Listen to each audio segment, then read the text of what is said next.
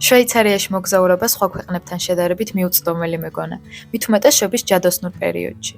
ძალიან მაგიური ადგილია, თავისუფალი და ჩემს წარმოდგენაში ცალკე მდგომი სული, შობისთვის ბუნებრივად გამზადებული, გადათეთრებული და ელფური სამყაროს ადამიანებით დასახლებული, ეზოში გნომებით და მთებში თხილამურებზე გაზრდილი ბავშვებით.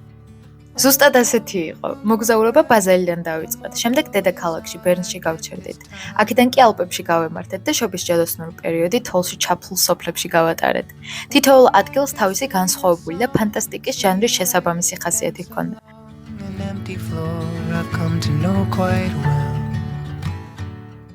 ახლა კი ჩემთან ერთად გამოგზაურებთ და ვნახოთ რითია შვეიცარია სხვა ქვეყნებისგან გამორჩეული. დავიწყოთ ბაზელიდან, რომელიც რენის მდინარეზეა გაშენებული. ბაზელი და ბერნი ის ადგილებია, სადაც ხალხი ზაფხულის დღეებში მართლა მდინარეში ცურვით გადაადგილდება სამსახურისკენ.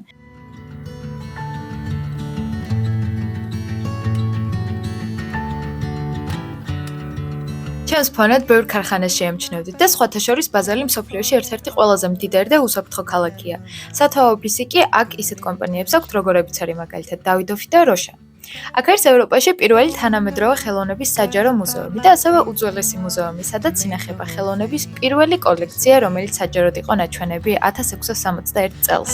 ბაზელი რაინით გაყოფილია ორ ნაწილად: დიდ ბაზელად, რომელიც ქალაქის შუა საუკუნეების ძველი ქალაქის ნაწილს მოიცავს, და პატარა ბაზელად, რომელიც უფრო ღამის ცხოვრებით გამოირჩევა. მდინარეს 6 ხიდი ჭრის. აი ეს მონუმენტი კი სახელად ძრაილენდერე კი იმ წერტილზეა აღმართული, სადაც საფრანგეთი, გერმანია და შვეიცარია ერთმანეთს ეხება. ისე ძალიან საინტერესო ფაქტი ბაზელის აეროპორტზე, რომლიდანაც მეც ჩამოვედი. შვეიცარიის ეს აეროპორტი რეალურად არის საფრანგეთში. გამოსასვლელი კარი კი 3 აქვს. ერთი საფრანგეთში, მეორე შვეიცარიაში, მესამე კი გერმანიაში და ერთმანეთის გვერდით. ცოტა სასაცილო დიალოგიც მქონდა მომუშავე პერსონალთან, საპირფარეშო საით არის მეთქი და საფრანგეთის გეითისკენ მიმითითა. არა შვეიცარიაში გავდივარ მეთქი და შვეიცარიის ტუალეტი აი იქით მხარეს არისო. ოფიციალური ენა ბაზელში არის გერმანული, თუმცა უმეტესობა ბაზელური გერმანულით ლაპარაკობს. აქ ტარდება შვეიცარიის ყველაზე დიდი კარნავალი, რომელიც ყველაზე მთავარი პროტესტანტული კარნავალია მსოფლიოში. იგი ფერფლის 4-შაბათს იწყება და თებერვალსა და მარტს შორის იმართება. მე ძალიან შემიყვარდა ბაზელის დროშა, რომელსაც უცნაურ, შეფარულ და ზოგჯერ დიდად გამოსაჩენ ადგილებშიც წაწყდებით ბაზელში სეირნობისას. ასე რომ ნამდვილად keep an eye for them, იმიტომ რომ ძალიან კარგი თამაში გამოვა მისი აღმოჩენა. ეს კი პროტესტანტული ეკლესია, რომელიც 1019-1500 წლებში გოთიკური სტილის კათოლიკური კათედრალი იყო.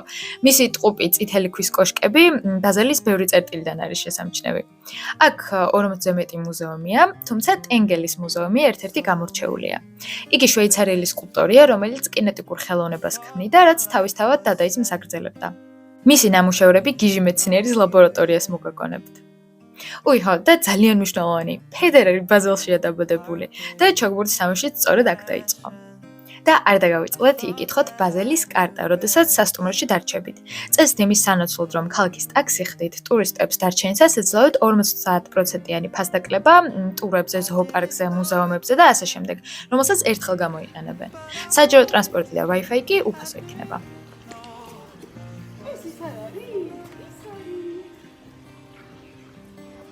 ვერ გამოიცნობ სახალწლო ეს ტრადიცია საიდან მახსოვდა და მე კიდევ ვიღაცა იტყვის რომ ბავშვობაში აზრი არ აქვს ბავშვ როგორ გაზრდიან რას აყურებინებ ხოლმე იმიტომ რომ ეს ყველაფერი მახსოვდა ტელეღიბუცებისგან ალბათ სადღაც 2 წლიდან უყურებდი ხოლმე ამ ტელეღიბუცებს და მახსოვდა სერია სადაც ზუსტად ეს ტრადიცია იყო აღწერილი და ნაჩვენები ბავშვები როგორ იკრებებოდნენ ამ ხეების გარშემო სახეს უხატავდნენ, რაღაც ტანსაცმელს აცმევდნენ და ჯოხებს ურტყავდნენ, იმიტომ რომ მე საჩუქრები და ტკბილეული მიიღოთ. აი, როგორ თვალწინ მიდგას იცით ეგ სერია, ალბათ არ მაქვს ნანახი, რა ვიცი, 23 წელი, 24 წელი.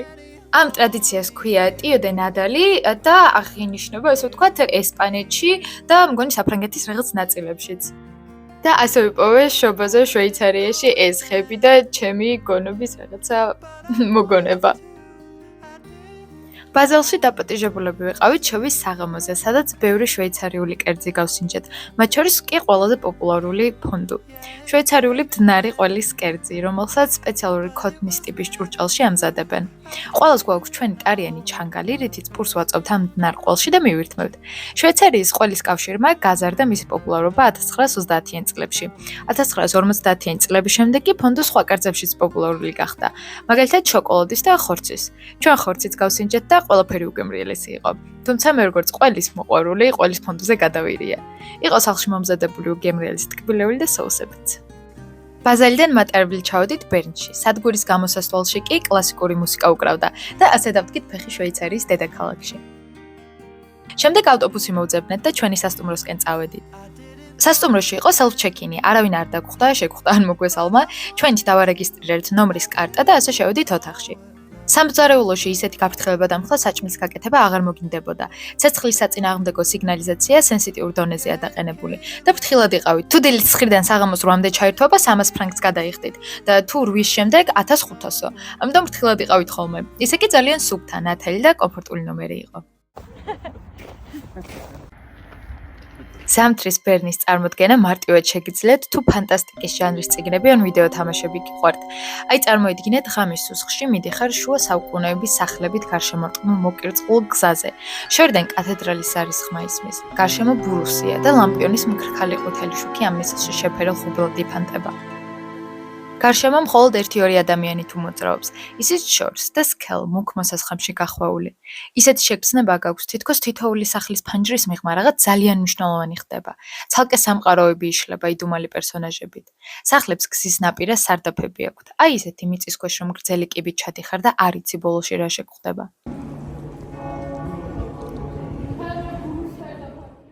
სხვათა შორის ბერნში ბევრი ადგილობრივი ლეგენდაც დაიარება. მაგალითად, მათი სიმბოლოა დათვი. ლეგენდის მიხედვით, ქალაქის დამაარსებელმა პირობა დადო, რომ სადაც დათვი შეხვდებოდა, იმ ადგილზე ქალაქს ააშენებდა და სწორედ ასე გაჩნდა ბერნი, რომელიც გერმანული სიტყვიდან მოდის დათვები. ასევე არსებობს დათვის ორმო, სადაც ამბობენ, რომ დათვის მოჩვენება დღესაც დაიარება. იმ დათვის, რომელიც აქ საუკუნეების წინ იყო გამოკეტილი. ისე კი დათვები ბერნში ახლად ძალიან უყვართ. მათ მთელი პარკი ეკუთვნით მდინარის ნაპირზე და შეგიძლიათ ისინი მოინახულოთ. მოჩვენებების ლეგენდებიც უყვართ ბერნში. ერთ-ერთ უძველეს ხიდზე ამბობენ, რომ ახალგაზრდა ქალის მოჩვენება დაიარება, რომელსაც შეყვარებულმა უღალატა. პოლ კლეის მუზეუმზეც კი ამბობენ, რომ მისი მოჩვენება დღემდე მუზეუმშია და ხალხი ამბობს, რომ უგრძნიათ მისი არსებობა.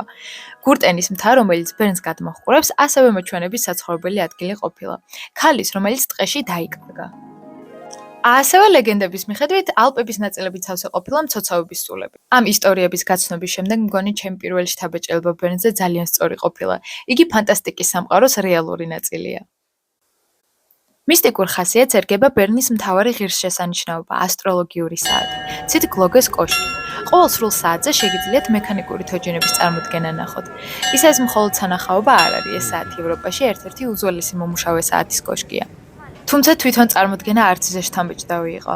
გამოიცანით, რას ამბობენ ამ კოშკზე. დიახ, იმას რომ აქ მოჩვენება ცხოვრობს. ისე იცოდით, რომ ალბერტ აინშტაინი ბერნში ცხოვრობდა და სწავლობდა 1895 წლიდან 1900 წლამდე და ასევე 1908 წელს სწორედ აქ გამოიგონეს მსოფლიოში ერთ-ერთი ყველაზე ცნობილი შოკოლადი, ტობლერონი, რომელზეც მატეჰორნის მთა არის აღბეჭდილი. და სწორედ აქ მივდივართ დღეს. პირველ რიგში ცხელი ჩაი და საუზმე ვიყიდეთ, რომელსაც მატარებელში მივერთმევთ და ასე გავემართეთ ცერმატისკენ, სადაც ტობლერონის მთას ვნახავთ. მატარებელში კი ნელ-ნელა ამოვიდნენ თხილამურის ფეხსაცმელად ჩაცმული და თხილამურებ მხარზე გადებული ყველა ასაკის ადამიანი. და ამ დროს მივხვდი, რამდენად განსხვავებულ სამყაროში ვცხოვრობთ ჩვენ და ესენი. აქ ხომ ბავშვებიდან მიჩვეულები არიან, რომ ყოველ შაბათ-კვირას შეუძლიათ უბრალოდ 9 საათიან მატარებელს ჩაცმულები დააჯდნენ და პირდაპირ ალპებში მივიდნენ სასრიალოდ. ახლა ვითომ არაფერი, მაგრამ იმ წამსით blew my mind, რამხელა კომფორტია. ზოგიერთ ვაგონზე კი ასეთი ნიშანი დაგხვდა, რაც საბავშვო ვაგონს ნიშნავს და შიგნით ბავშვების გასართობი ცენტრებით არის მოწყობილი. მოკლედ, ჩვენ კი მივქროდით ცერმატისკენ, რომელიც შვეიცარიის ალპების ერთ-ერთი სათხილამურო კურორტია. ერთი მატარებელი გაუქმდა და ყველანი მეორეს ველოდებოდით მთებში.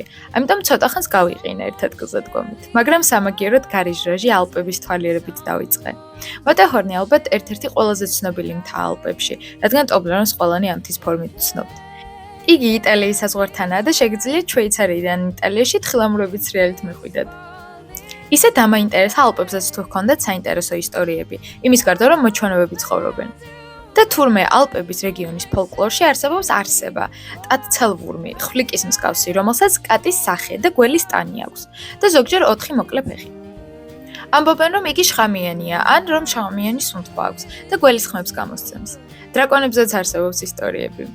ასევე შემხვდა გაზაფხულის ფესტივალი, რომელიც ციურიხში აღინიშნება. თუმცა არ მომეწონა, რადგან რაღაც თოვლისგან დამზადებული თოვლის ბაბუის ფორმის ფიგურას წვავენ ზამთრის დამთავრების აღსანიშნავად და საშინლად ჟღერს მე თუ მკითხავ.